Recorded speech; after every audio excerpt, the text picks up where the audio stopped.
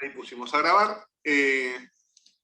Para los que llegaron después, buenos días. Hoy vamos a empezar con lo que va a ser la metodología esperada del curso, que es participativa y de corregir los trabajos juntos. Esto va a requerir, como ya les dije la reunión anterior, que ustedes participen, no se queden callados y dialoguemos. ¿Está bien? Lo que vamos a hacer ahora es, vamos a empezar, voy a compartir pantalla, voy a poner el caso en la pantalla y les voy a pedir a alguno de ustedes que lo lea. ¿Está bien? Si quiere pueden leerlo de su pantalla, para no leer todo una sola persona. Si quieren podemos leer una parte cada uno. No es la idea que nadie se canse. Una cosa antes, con respecto a las consideraciones generales, antes que se pongan a leer. Como habrán visto, tienen algunas reglas claras y concretas al principio. Hay que cumplirlas, ¿está bien? No son optativas. El número de palabra, cómo se poner el nombre en el archivo, poner el DNI, el tipo de letra y la forma de cita, ¿está bien? Y no citar cosas textuales, nada entrecomillado. Cualquier duda con eso, acá estamos para ello. De hecho, ahora vamos a hablar sobre un taller que les vamos a ofrecer. ¿Alguien quiere leer? ¿Quién se ofrece de voluntario o voluntaria?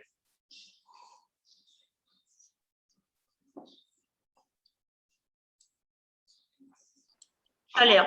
Dale.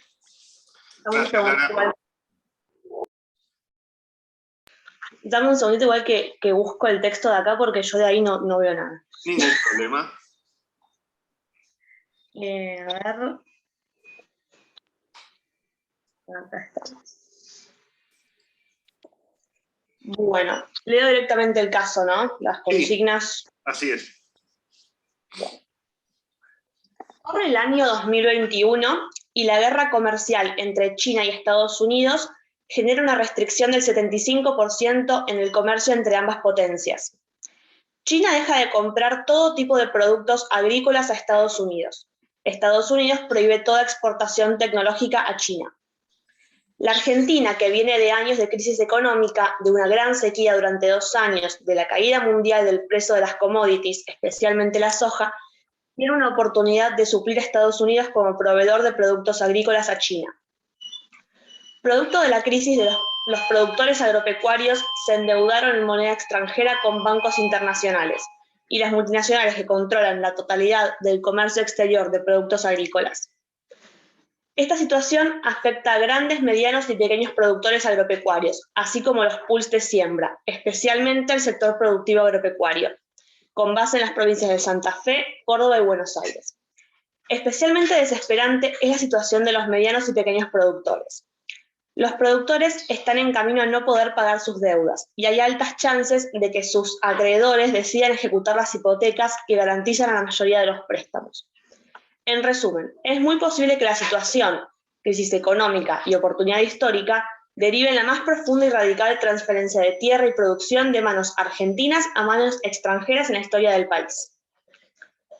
Ante este escenario, un conjunto heterogéneo de ciudadanos comenzó a organizarse. Luego de una reunión multitudinaria en la ciudad de Rosario, Santa Fe, se confirmó la multisectorial por la tierra y el trabajo. Esta agrupación, conformada por pequeños productores agropecuarios, pequeños comerciantes, empresarios y militantes sociales de distintas orientaciones ideológicas, propusieron como principal acción que el Congreso adopte la Ley de Propiedad Nacional de la Tierra. Esta norma propone una modificación al artículo 1892 del Código Civil y Comercial de la Nación, que quedaría redactado de la siguiente manera. Artículo 1892. La adquisición derivada por actos entre vivos de un derecho real requiere la concurrencia de título y modos suficientes. Se entiende por título suficiente el acto jurídico revestido de las formas establecidas por la ley, que tiene por finalidad transmitir o constituir el derecho real. La inscripción registral es modo suficiente para transmitir o constituir derechos reales sobre cosas registrables en los casos legalmente previstos. ¿Cómo? No, está perfecto, sí. No dije nada. Y sobre cosas no registrables cuando el tipo de derecho así lo requiera. Y ahí la modificación sería: queda prohibida la inscripción en el registro inmobiliario de propietarios de titulares que sean personas jurídicas constituidas en el extranjero o personas físicas extranjeras. La propuesta tenía la clara intención de impedir que los acreedores extranjeros puedan ejecutar las hipotecas y adquirir la propiedad sobre la tierra hipotecada. Con ese cambio legislativo, los acreedores extranjeros pasarían a poseer hipotecas que no pueden ejecutar de una manera eficiente. Se verían forzados a vender sus créditos a personas con capacidad de ejecutar la hipoteca, argentinos. La historia de la agrupación, ¿no? Creada, promovió movilizaciones masivas, especialmente en las 3 provincias más afectadas por la situación de endeudamiento. Reclamó ante los edificios públicos y manifestó frente a consulados extranjeros. Juntaron firmas y emitieron un documento instando al Congreso a sancionar la norma. A nivel nacional, la población estaba dividida. Cuando te canses, avisa, Lara. Si te cansas, avisa. No, está bien. Ahora, si querés, llego acá al último párrafo. Pero en las provincias más afectadas, Santa Fe, Córdoba y Buenos Aires, las encuestas revelaban que en un promedio del 80% de la población apoyaba la iniciativa. Bueno, ahí te remite la tablita. Un diputado por Buenos Aires, oriundo de General Pinto, resolvió tomar el proyecto y presentarlo al Congreso de la Nación, el cual se vio forzado a tratarlo. En el marco de fuertes movilizaciones sociales que incluyeron la ocupación de la plaza de los 2 congresos por 1 millón de personas durante un mes, el Congreso resolvió, en el marco de un intenso y acalorado debate, sancionar la norma. Inmediatamente, la Cámara de Bancos y Empresas Extranjeras de la Argentina resolvió interponer una acción de amparo contra la norma. Pronto el caso llegó a la Corte Suprema. Ahí, si querés, paro. Excelente, Lara. Muchas gracias. ¿Quién quiere seguir?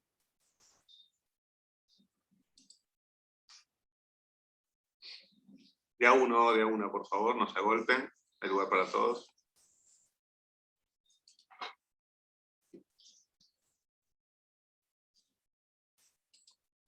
Vamos. Bueno, yo sigo. Dale. Avísame si se me corta en algún momento o algo. Perfecto, Agus, no te hagas ningún problema. Dale. Mientras la Corte Suprema estudia la LPNT, el Congreso de la Nación decide reunirse en la Asamblea Legislativa para tratar la situación de crisis social que la sanción de la LPNT no ha podido calmar. En ese contexto y ante la posible declaración de inconstitucionalidad de la LPNT, el Congreso decide proceder de acuerdo al artículo 30 de la Constitución. Para lograr un acuerdo rápido, los principales partidos pactan que la reforma constitucional deberá limitarse a modificar el artículo 14 y el artículo 20 de la Constitución Nacional de la siguiente manera. Si podés bajar. Artículo 14. Todos los argentinos, y esta es la diferencia, gozan de los siguientes derechos conforme a las leyes que reglamenten su ejercicio, a saber, de trabajar y ejercer industria lícita, de navegar y comerciar, de peticionar a las autoridades, de entrar, permanecer, transitar y salir del territorio argentino, de publicar sus ideas por la prensa sin censura previa, de usar y disponer de su propiedad, de asociarse con fines útiles, de profesar libremente su culto, de enseñar y aprender. En el artículo 20, los extranjeros gozan en el territorio argentino de la nación de todos los derechos civiles de los argentinos. Pueden ejercer su industria, comercio y profesión, poseer bienes raíces, comprarlos y enajenarlos, navegar los ríos y costas, ejercer libremente su culto, testar y casarse conforme a las leyes. No están obligados a admitir la ciudadanía ni a pagar contribuciones forzosas extraordinarias. Obtienen nacionalización residiendo 2 años continuos en la nación, pero la autoridad puede acortar este término a favor del que lo solicite, alegando y probando servicios a la República. La propiedad de bienes raíces de personas extranjeras se limita a bienes inmuebles en zonas urbanas. Queda excluida de este derecho la propiedad de tierra productiva con fines agropecuarios, de producción y explotación de suelo. La ley que declaró la necesidad de la reforma, que es la 28.214, se sancionó con las siguientes mayorías. En la Honorable Cámara de Diputados de la Nación, la iniciativa obtuvo 172 votos. En el Senado de la Nación, algunos miembros intentan introducir la posibilidad de que la Convención Reformadora aborde todos los temas que le parezcan necesarios para fortalecer la democracia, la soberanía popular y el federalismo. Este nuevo texto reúne 47 de los 70 senadores presentes. La declaración queda de la siguiente manera. El artículo 14 queda así. Todos los argentinos gozan de los siguientes derechos conforme a las leyes que reglamenten su ejercicio. A saber, de ejercer, de industrialística, de navegar y comerciar. Sí, pues es lo mismo. Sí, exacto. Pasá al último. La Convención Reformadora podrá abordar todos los temas que crean necesarios para fortalecer la democracia, el principio de soberanía popular y el federalismo. Sin embargo, los cambios propuestos a los artículos 14 y 20 requieren de la aprobación de una supermayoría del 75% de la Convención Constituyente. La Convención Constituyente se reunió en Paraná, Entre Ríos, en octubre de 2021. Estuvo integrada por 100 convencionales electos en cada provincia en proporción a su población, que ahí se viene en la tabla 2. El debate comenzó un lunes. Hacia el jueves todos los convencionales habían participado y expresó una fuerte posición nacionalista a favor de la reforma a los artículos 14 y 20 de la Constitución Nacional, declamando adhesión a los intereses de la patria algunos y otros circunstancias de imperiosa necesidad como consecuencia de la amenaza extranjera que se ceñía sobre la nación. ¿Sigo yo o otro? Como quieras, Agustina. ¿Quieres seguir otro? Muchas gracias, Agustina, estuviste bárbaro. De nada. ¿Alguien? Soy yo. Dale. Hola, profe. Bueno, hubo pocas voces disidentes. El jueves de esa semana la Asamblea Constituyente votó los cambios propuestos a los artículos 14 y 20 por más del 80% de los votos del total de los miembros. El viernes por la mañana, el convencional por la provincia de Tierra de Fuego propuso que la Asamblea considere concluida su tarea. A fin de cuentas, lo que la había motivado ya había sido votado y el resultado deseado se había alcanzado. En ese momento, una convencional constituyente por la provincia de Santa Fe tomó la palabra y emitió el siguiente discurso. Colegas, en este momento estamos circulando a cada uno de ustedes una propuesta que hemos coordinado con los asambleístas de las provincias de Buenos Aires, Córdoba y Santa Fe. Es una propuesta osada, pero que creemos necesaria para agilizar el proceso político y para fortalecer el principio de democracia y soberanía popular de nuestro sistema político, que recibimos como mandato de esta Asamblea Constituyente. Como sabemos, el Senado distorsiona la representación política en nuestro sistema. Allí los votos de los ciudadanos de Santa Fe, mi provincia, valen menos que los votos de los ciudadanos de Misiones, sin ánimos de ofender, pero esta es una república de iguales. Esperamos contar con el apoyo y comprensión de las provincias más pequeñas, bajo la seguridad y garantía de que el esquema constitucional que proponemos respetará las prerrogativas y derechos reservados. El texto que la convencional por Santa Fe circuló era de una resolución que se proponía a la Asamblea Constituyente en los siguientes términos. Artículo primero, elimínese los artículos 54 a 62 de la Constitución Nacional. Artículo 2, reemplácese el actual artículo 54 por el siguiente. El Senado se compondrá por un representante por provincia elegido por el Poder Ejecutivo Provincial con el acuerdo de la legislatura provincial y en las condiciones que ésta lo determine por medio de una ley provincial especial.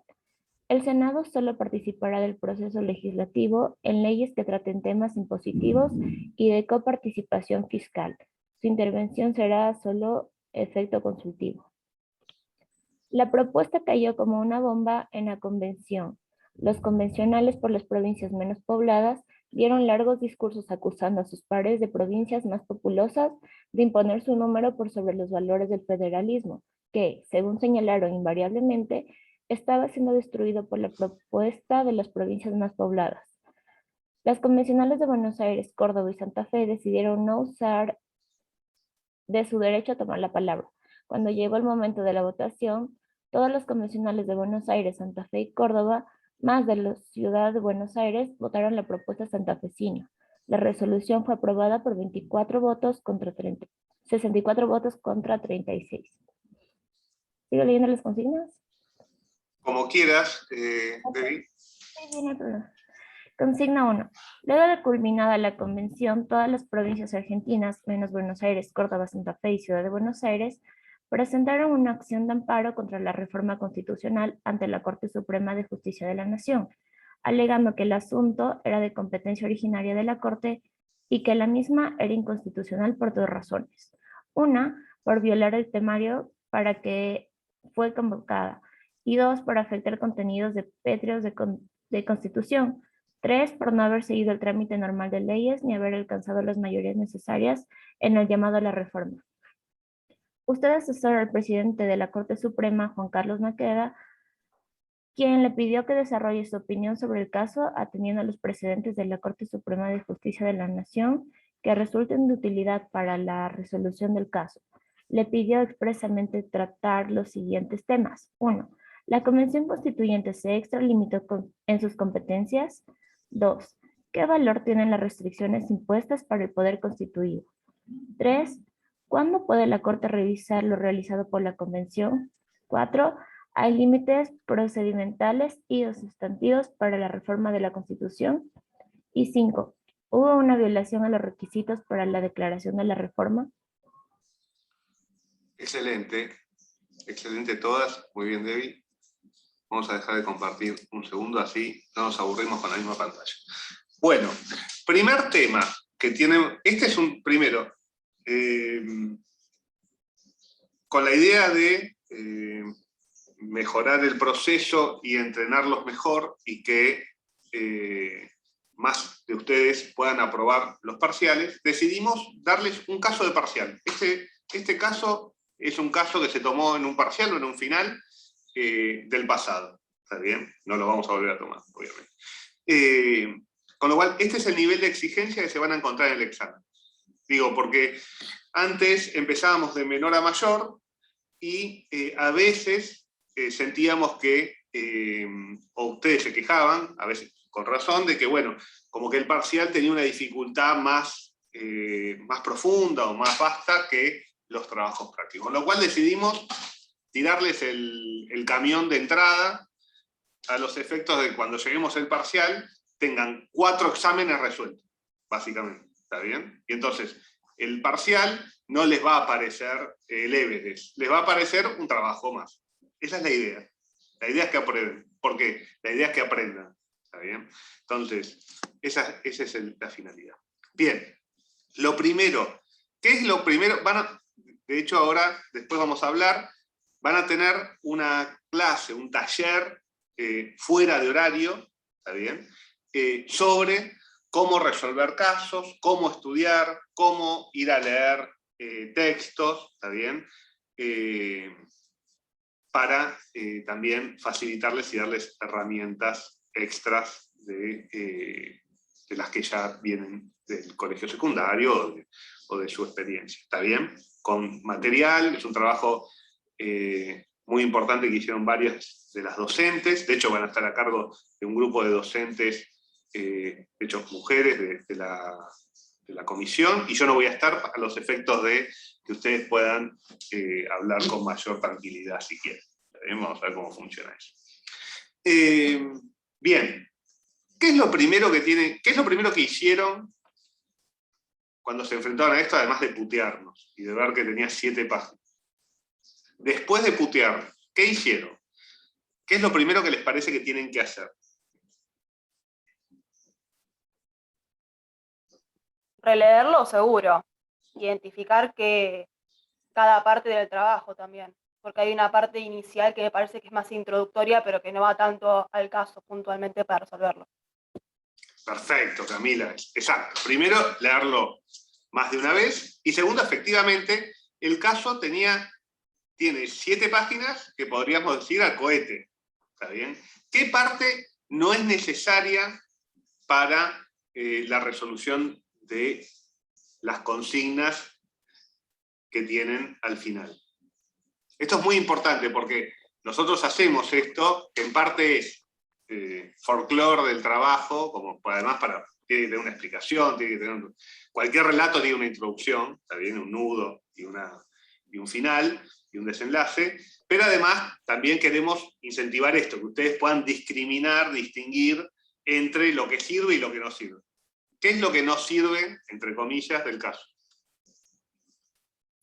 El conflicto de China y Estados Unidos. Esa primera parte no va al caso, digamos.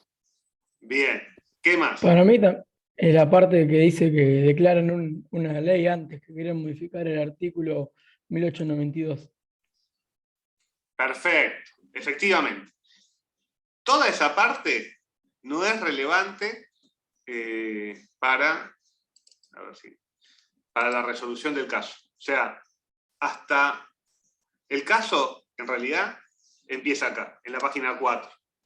Todo lo demás les va a servir, no es que no les va a servir para nada, ¿está bien?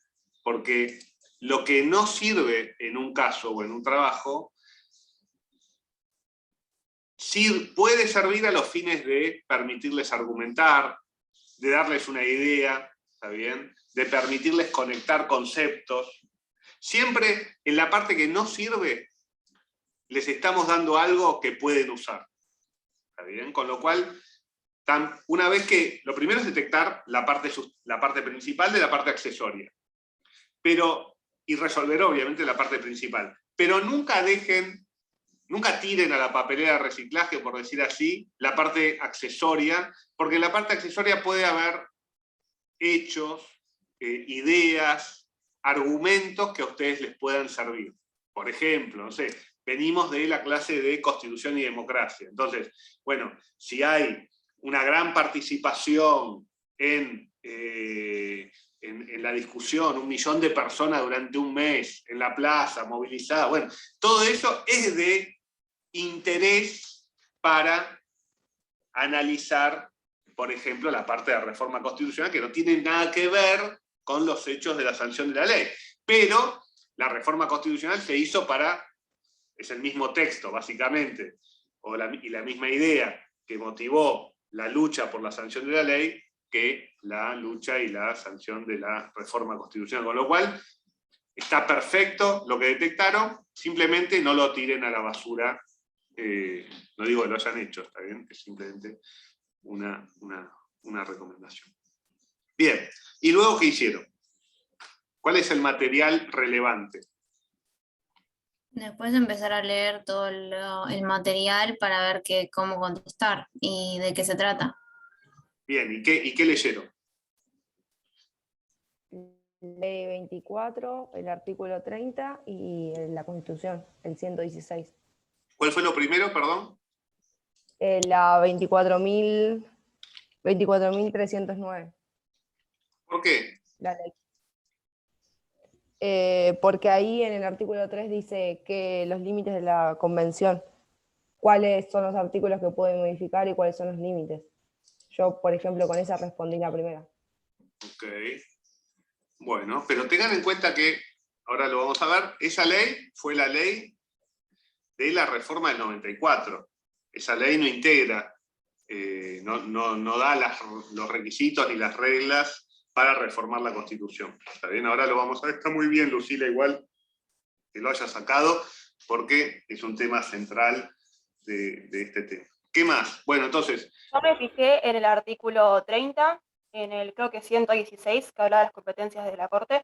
Okay. Y también me fijé que tienen un drive. Para esta clase había un texto que me ayudó un montón a entender el tema de supremacía de la Corte. En la ley del 94 no me fijé porque tengo entendido que cada reforma tiene una ley diferente y pueden modificar los temas a tratar y todo eso.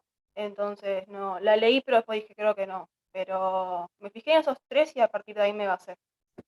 Bien, Lucila. Igual está bien leer la 24 y está bien tenerla en cuenta porque la jurisprudencia, de hecho, que tienen, hace y gira sobre esa ley, con lo cual leer esa jurisprudencia sin haber leído la ley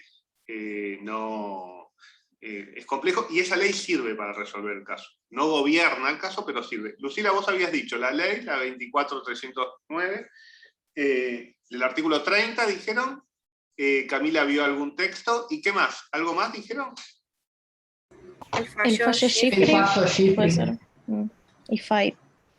Bien, y el caso Schifrin y Five. Ese sería el material, si quieren, básico. Si quieren, el material básico sería el artículo 30 de la Constitución, siempre es lo básico. Luego la jurisprudencia de la Corte, la ley, como bien dijo Lucila y también Camila, la 24309, y después, bueno, los artículos de doctrina que tienen en el Drive. Todos pueden acceder al Drive, no hubo ningún problema con eso. Ahora les sumamos, les copiamos carpetas en el campus, no sé si las vieron, tienen hasta el primer parcial subido también en el campus, por las dudas, ¿está bien? Lo tienen de cualquier lugar. Bien. Sí. Una cosa, yo al menos no, capaz es un problema mío, pero desde el campus no podía acceder a los textos. O sea, me figuraban, pero cuando entraba no me abrían. Me parecía como que había un link erróneo, no sé, una cosa así. Después entré por Drive, pero nada. Okay, A mí me pasó lo mismo, pero con algunos textos sí y otros no. Con los de la primera clase creo que sí, con los de esta no. Ok. Bueno, lo vamos a ver. Igual el campus estuvo funcionando mal, que a veces pasa con el campus. Por eso no desactivamos el Drive y toda la parte que ya teníamos desde antes de que exista el campus, porque puede fallar el campus. Igual que, hubo hay un error mío en el trabajo. A partir de ahora la entrega de los trabajos, igual que los parciales, va a ser a través del campus. ¿Está bien? Solo en caso de que el campus no funcione, manden por mail. ¿Por qué es esto? Porque es más complejo controlar las entregas de dos lugares. ¿Está bien? Entonces, si está todo centralizado en el campus, para nosotros es mucho más fácil que no se nos pase ningún trabajo, ningún parcial de ustedes. Ahora, si el campus no funciona o lo que sea, obviamente lo pueden mandar por mail dentro del plazo. Bien. Bueno, ¿y qué les pareció? ¿Por dónde empezaron a analizar esto? Podríamos usar como material, por supuesto, sí. De hecho, no subí la clase anterior porque tuve una semana complicada, pero después se las voy a subir. Pero sí, claro, sí, en el canal de YouTube tiene mucho material de utilidad para esto. ¿Está bien? Bien, pero bueno, si supónganse que no conociera el canal, el material está muy bien, básico es la Constitución y los fallos, y el material. Bien, entonces,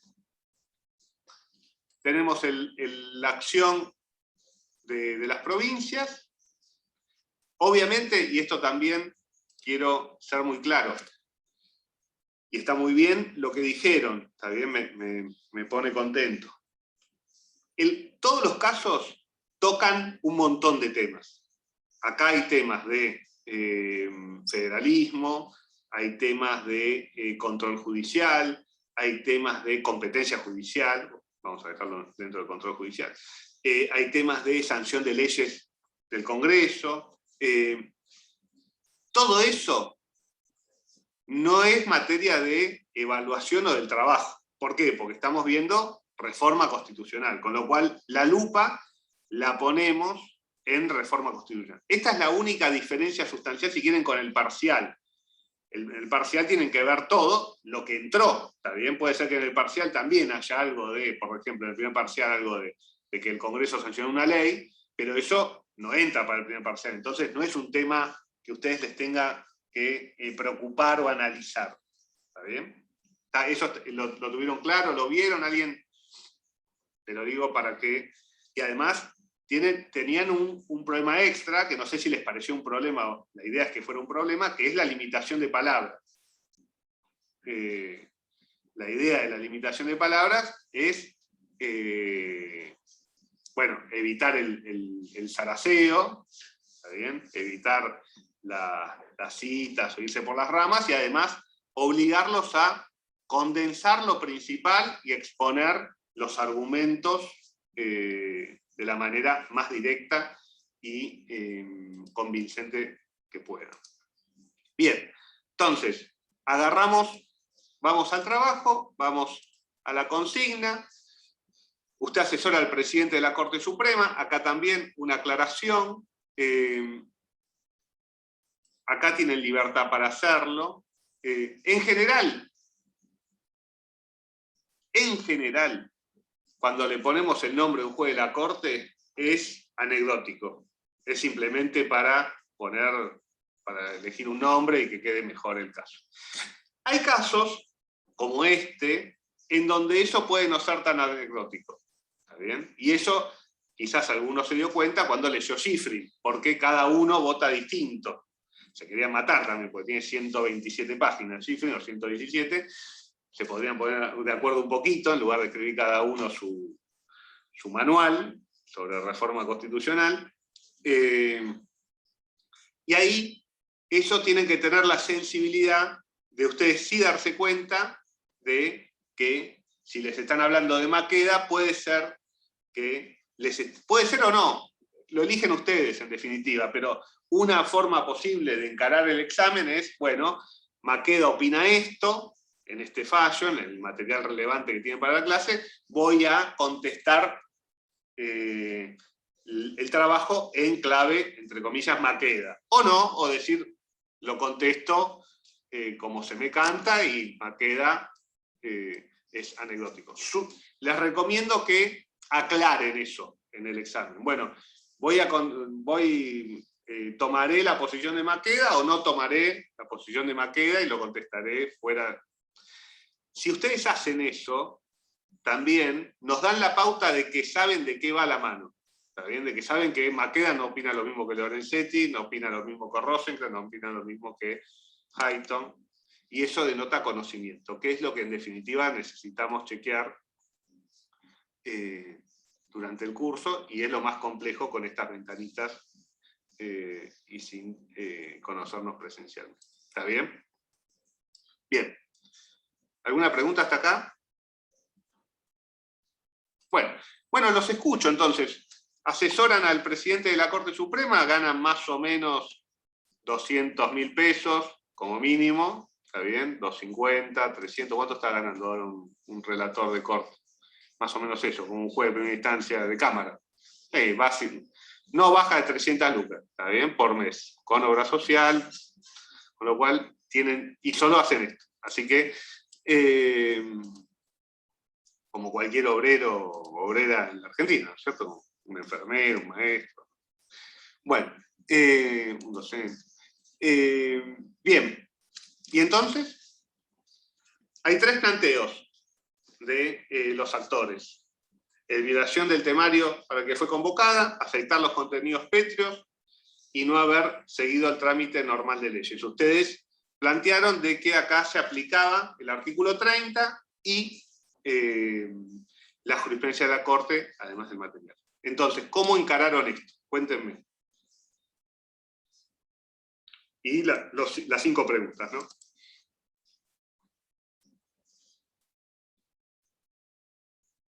Pueden empezar por la que quieran.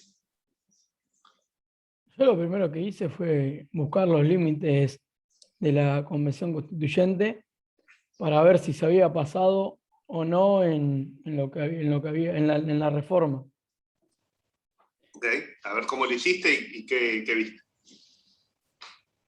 Yo primero busqué los límites y supuestamente el Congreso en la declaración le pone las pautas de los artículos que tiene que modificar. Ajá. O cambiar, ya que para que la Convención Constituyente no sea como una caja de Pandora que pueda salir con cualquier cosa y modificar artículos que la población no quería. Ok, bien. ¿Y cómo lo fundaste eso? Y yo lo que fundé al modificar la eliminación del artículo 52 del 54 al 62, modificaba principalmente como el federalismo y le sacaba mucha importancia a las provincias más chicas, y esto, como voy a explicar, y esto modificaba,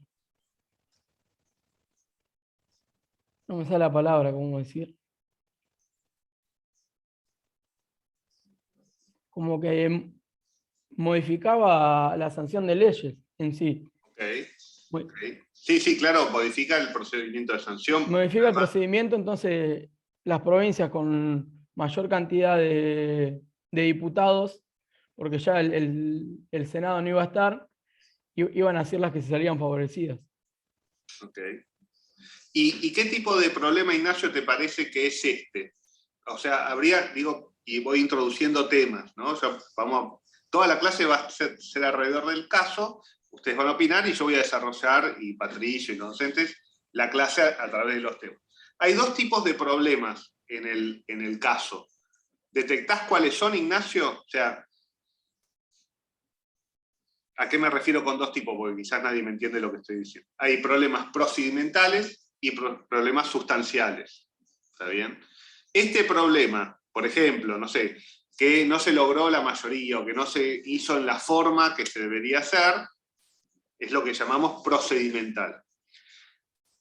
Que se reformó algo que no puede ser reformado, en principio podría ser procedimental también, depende de cómo se lo entienda, pero en principio podría ser sustancial. Como para que también empiecen a poder diferenciar esos dos pasos. ¿Este tema, Ignacio, para vos es procedimental o sustancial? ¿Cómo lo pensaste vos? Si es que lo pensaste, o cómo lo ves ahora.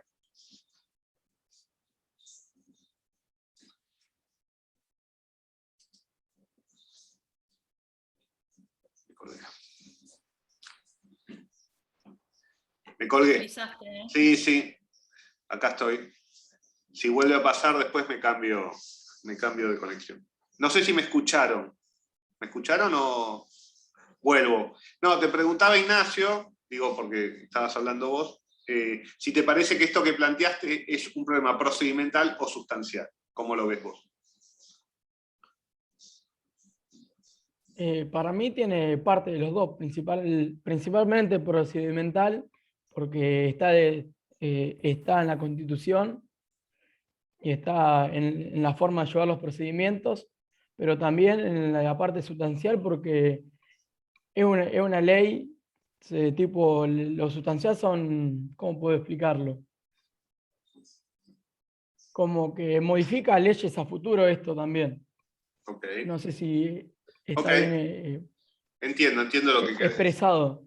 Entiendo lo que querés decir, Ignacio. Bien, ¿alguien qué otras visiones o qué otras cosas vieron sobre este punto? El tema de los límites, ¿no? El contenido,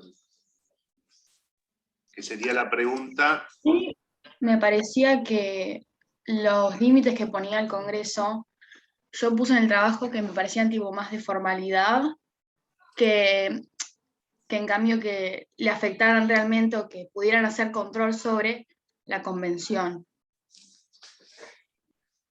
Ok, pero ¿qué pregunta estamos contestando? La primera, si se La extralimitó o no. O sea, si la convención se extralimitó en sus competencias. ¿Eso es lo que vos también decías, Ignacio? ¿Estabas hablando de eso o estabas hablando del 4?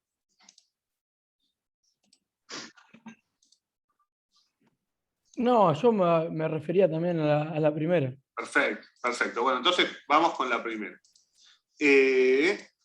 La Convención Constituyente se extralimitó en sus competencias, porque acá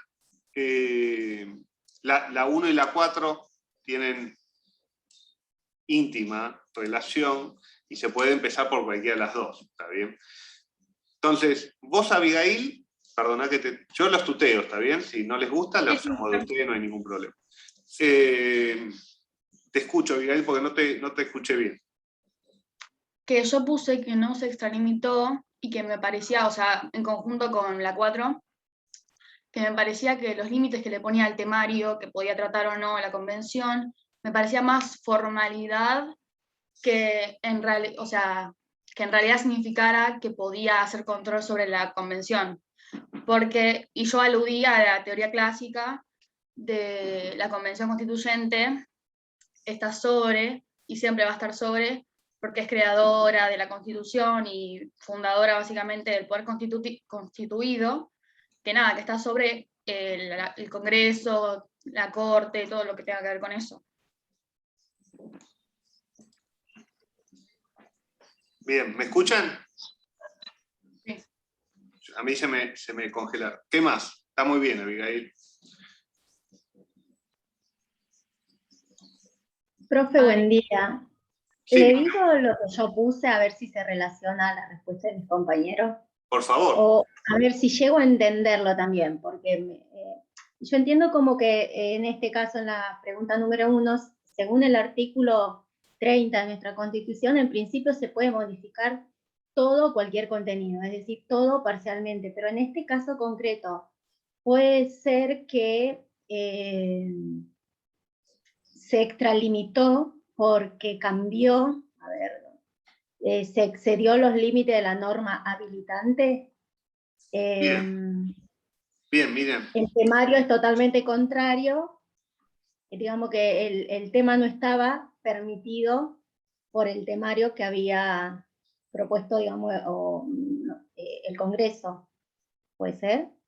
Bien, sí, o sea, creo que hacer las preguntas correctas. Lo primero, hay varios temas acá. El primer punto es, si la Convención Constituyente tiene límites de por sí, está bien, y luego, sí, puede ser limitada por el Congreso al declarar la necesidad de la reforma. Son dos preguntas distintas, pero relacionadas, muy relacionadas. Y una tercera, que es, si te reconstruyo bien, Miriam, lo que vos me planteás, es, bueno, si el Congreso puede decidir el temario, ¿cómo juega eso, cómo limita eso en concreto a la Convención Constituyente? Si se puede salir, si no se puede salir, cómo se interpreta eso. Lo primero que tenemos que empezar para analizar esto es leyendo el artículo 30. También tenemos una norma constitucional expresa que prevé el procedimiento de reforma. Entonces, yo lo copié acá simplemente para que esté un poco más claro. Leamos el artículo 30.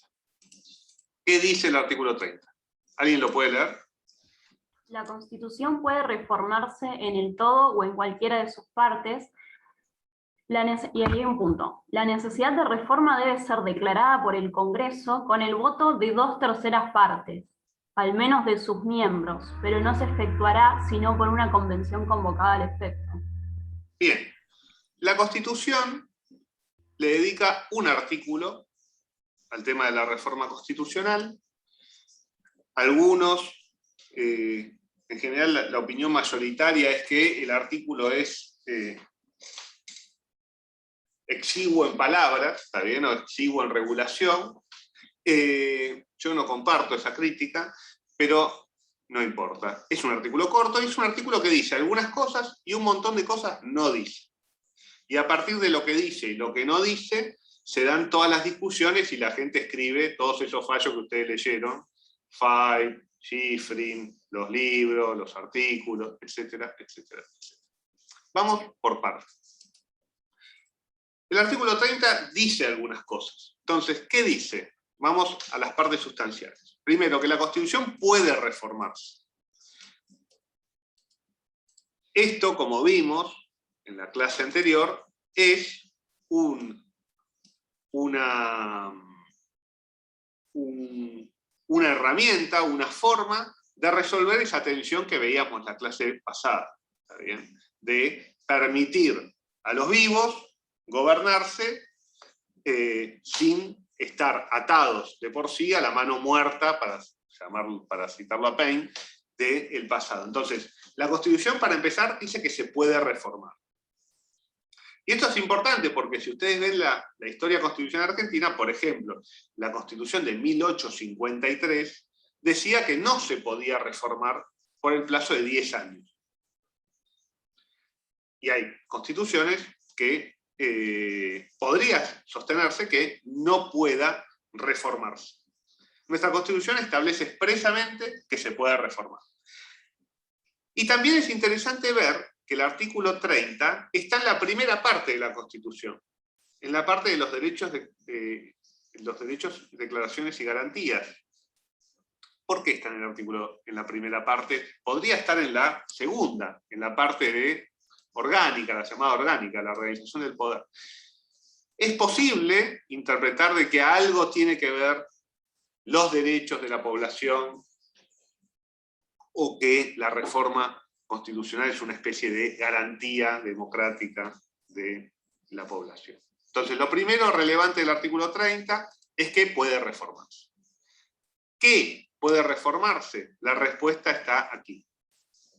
En todo o cualquiera de sus partes. ¿Qué se puede reformar? Todo. O cualquier parte. Si se puede reformar todo, puedo reformar una parte. ¿Está bien? Esa sería... Una Sí, consulta, perdón. por Yo favor. tenía entendido como que se puede reformar todo o en cualquiera, pero el todo es como medio, entre comillas, todo. Porque era como contenidos que puedo estar mal, así que no sé. Pero contenidos, por ejemplo, que están en el preámbulo, que son como los principios básicos que no se podrían modificar. Entonces, por ejemplo, se podría modificar un artículo, pero no se puede modificar la intención original del artículo, digamos. Bueno, perfecto. Vamos a detenernos en este punto, que es un punto sustancial para resolver el trabajo y analizar el Instituto de la Reforma Constitucional.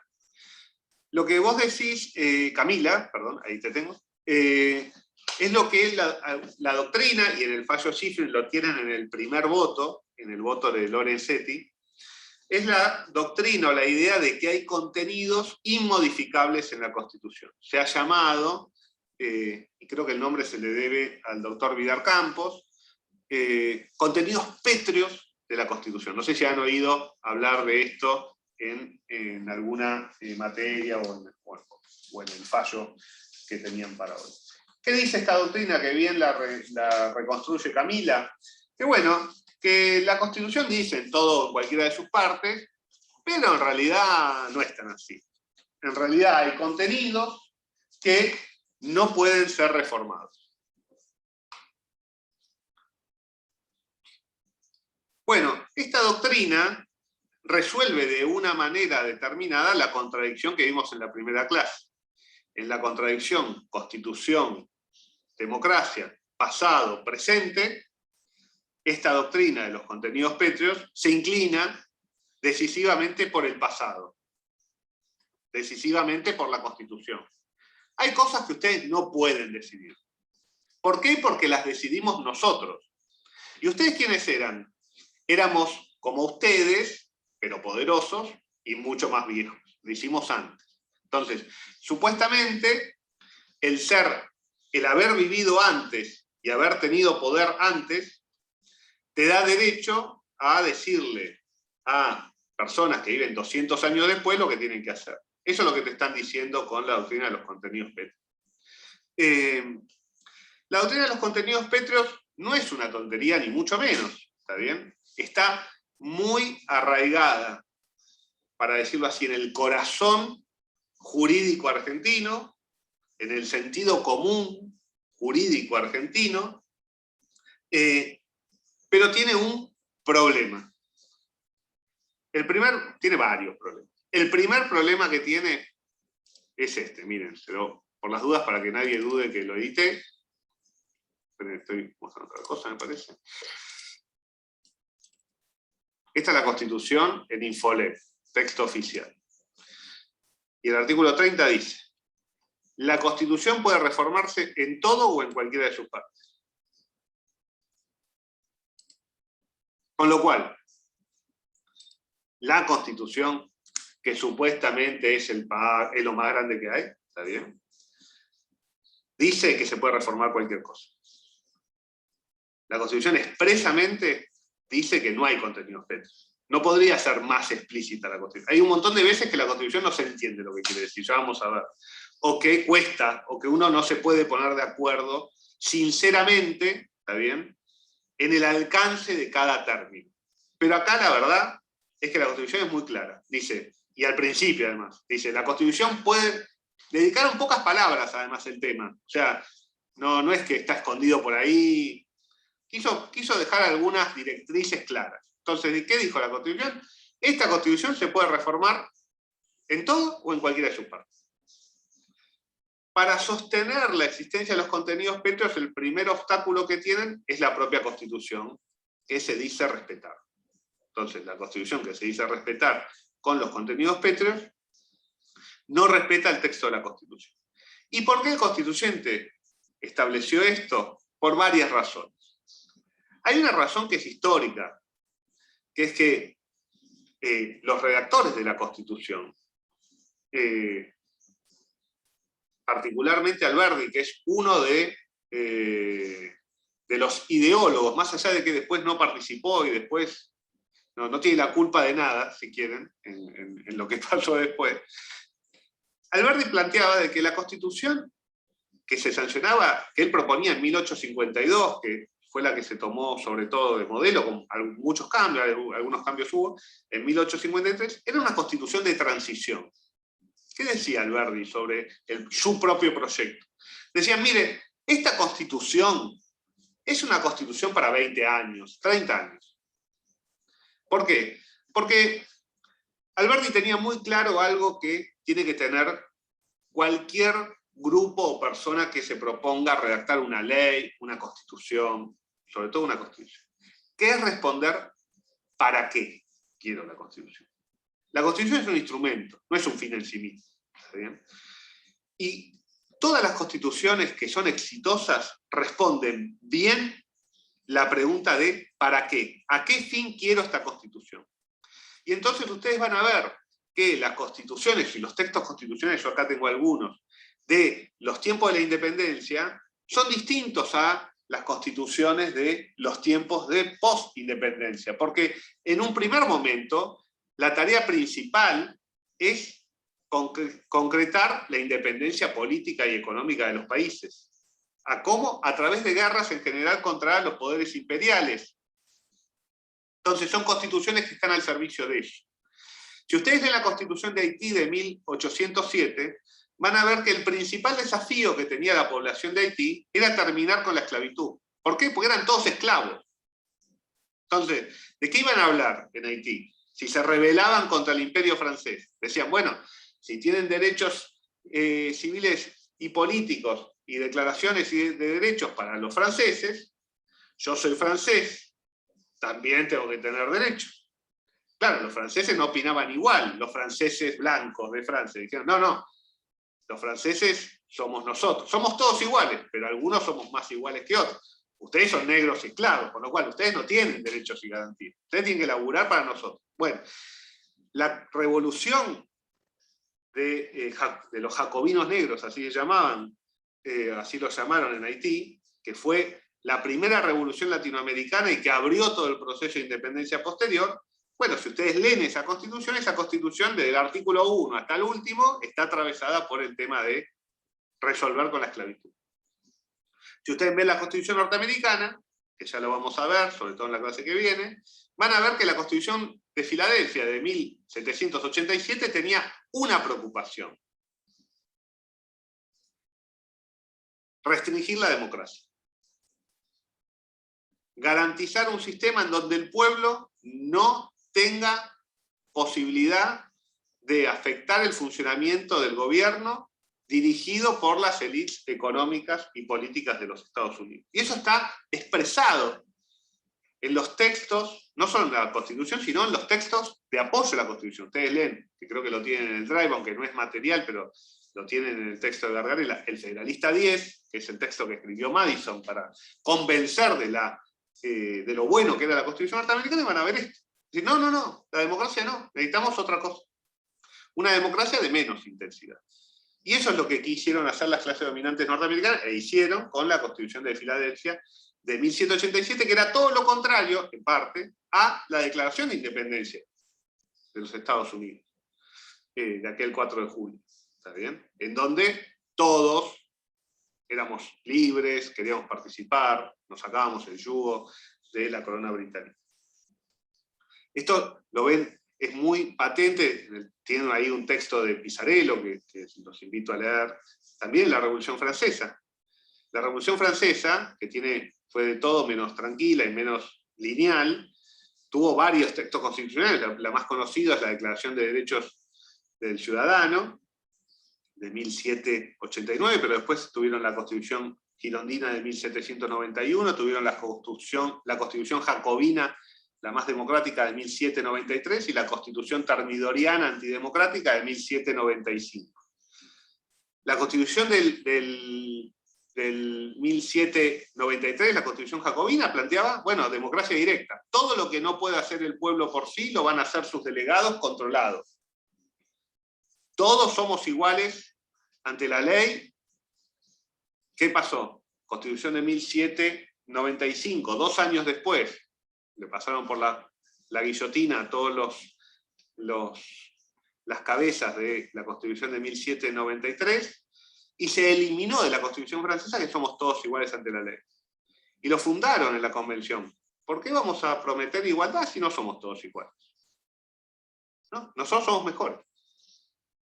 Entonces no vamos a decirle a los inferiores que son iguales, porque eso va a incentivar que nos pidan cosas, que se crean iguales. Y no tienen que creerse iguales, porque son inferiores. Esto es lo que se juega en este ámbito. ¿Qué dijo Alberdi en su proyecto de constitución? Dice, tenemos un pueblo inculto. Necesitamos menos democracia, casi nada de participación política, decía Alberdi, y grandes libertades económicas, que vengan capitales europeos, y sobre todo ingleses, franceses, a desarrollar la Argentina y a poblar con habitantes europeos. ¿Para qué? Para lograr el progreso de la Argentina. Esta era la idea de Alberdi.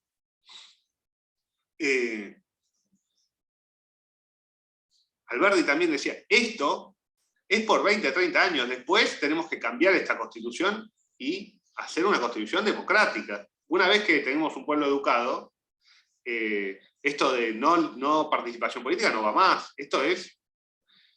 No estoy diciendo que está bien lo que dijo Alberdi, yo no estoy en contra de lo que dijo Alberdi, pero las constituciones responden a una pregunta.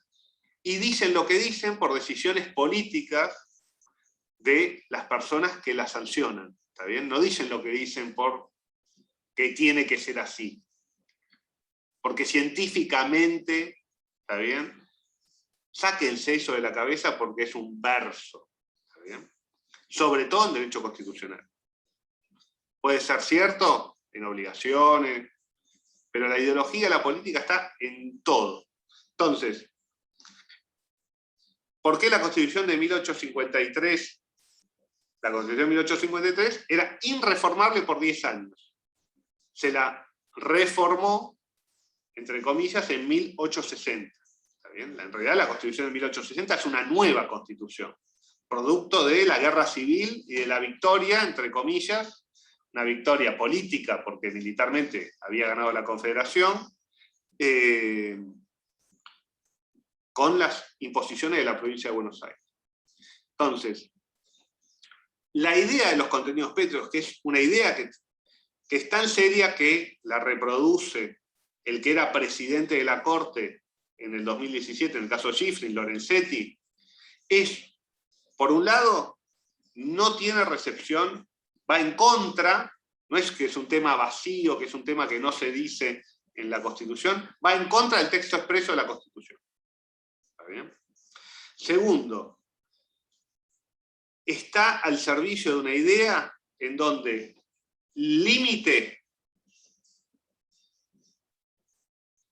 se prioriza el límite sobre la democracia. Hay temas que no se pueden discutir. ¿Cuáles son esos temas? Es el otro problema de los contenidos pétreos. Nadie sabe. Porque no están puestos en ningún lado. Entonces, para Lorenzetti, es los derechos humanos y el sistema republicano. Me cae simpático, ¿está bien? Estoy de acuerdo, yo si reformaría la Constitución no reformaría eso. Ahora, para Vidal Campos era la confesionalidad del presidente, por ejemplo. El presidente tenía que ser católico. Y el sostenimiento de la Iglesia Católica por el Estado Nacional. Y para que vean el problema de los contenidos pétreos, si ustedes agarran el libro de Vidal Campos, pre-94, te dice los contenidos pétreos son el federalismo, el sistema republicano, la relación entre la Iglesia y el Estado, y la confesionalidad del presidente, entre otros. Si agarran el libro, la edición posterior al 94, en el 94 se eliminó la confesionalidad del presidente, o sea, el presidente argentino ya no necesita ser católico apostólico romano. Vidal Campos elimina el carácter de católico apostólico romano del presidente como contenido pétreo. Si era pétreo, ¿cómo puede estar en el 92 y no estar en el 95? Si es pétreo, es pétreo. Entonces, ni aún los que sostienen los contenidos pétreos están de acuerdo con ellos mismos respecto de en qué consisten esos contenidos pétreos. Y para cerrar, ir al break. Esto no es un tema que no esté previsto en los textos constitucionales existentes. La Constitución alemana actualmente vigente, en el artículo 5, Constitución Federal Alemana, dice: siempre que las 2/3 partes de ambas cámaras lo juzguen necesario, el Congreso propondrá enmiendas a la Constitución.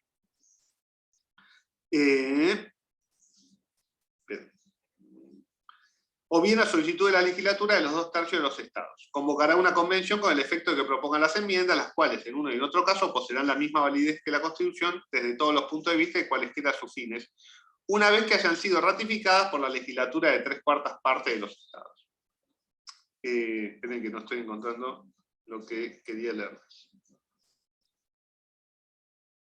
Perdón, artículo 79. Perdón, estaba leyendo el artículo 5 de la Constitución norteamericana, me parecía. El artículo 79 de la Constitución alemana. No está permitida ninguna modificación de la presente ley fundamental, así le llaman los alemanes a la Constitución, que afecte la organización federal del Länder, o el Länder en realidad, o el principio de la participación de los Länder en la legislación, o de los principios enunciados en los artículos 1 y 20, que son los derechos humanos fundamentales. Cuando el constituyente quiere establecer una cláusula de irreformabilidad, lo declara expresamente, como en el artículo 79, inciso 3 de la Constitución, ley fundamental alemana. ¿Está bien? Esto, para que tengan además, antes de irse al break, se discute en Alemania si es válida ese artículo, ese inciso del artículo 79, porque se considera inválido.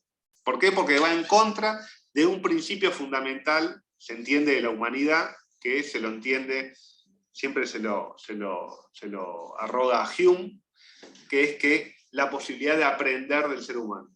La cláusula de irreformabilidad impide la posibilidad de aprender de los seres humanos, de las sociedades.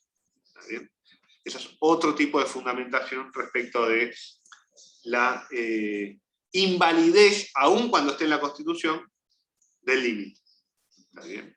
Entonces, entender que hay contenidos pétreos, ustedes pueden entender que hay contenidos, lo hace Lorenzetti, imagínense, ¿yo quién soy? Soy un 4 de copa, que da clase, no existo, ¿está bien? Lorenzetti juega la corte y dice que hay contenidos pétreos. Ahora, Lorenzetti no me va a poder contestar nunca, ni Vidal Campos me hubiera podido contestar, en dónde estaba en la Constitución, ¿está bien? Porque si ustedes leen el fallo no está en ningún lado. Pero tengan en cuenta que si ustedes adoptan esa postura, esa toma de posición está fundada también en una concepción de democracia determinada, y en una concepción de la relación entre el constitucionalismo, entre los límites y la democracia. Es una idea que también la tiene Ferraioli, la tienen juristas de primer orden, y que para mí son geniales, de desconfianza a la democracia. Esto mejor, ya está bien decidido antes, en general siempre además porque estoy de acuerdo, ¿está bien? Entonces como a mí me gusta, es un contenido pétreo inmodificable. Si a mí no me gusta, no es un contenido pétreo. Como nadie sabe qué son los contenidos pétreos, cada uno elige el suyo. ¿Está bien? Y eso es un problema, si tenemos una visión más o menos robusta de la democracia, de la igualdad y de la dignidad de cada uno. Porque si va a depender de lo que cada uno entienda, los contenidos pétreos, ¿cómo nos ponemos de acuerdo?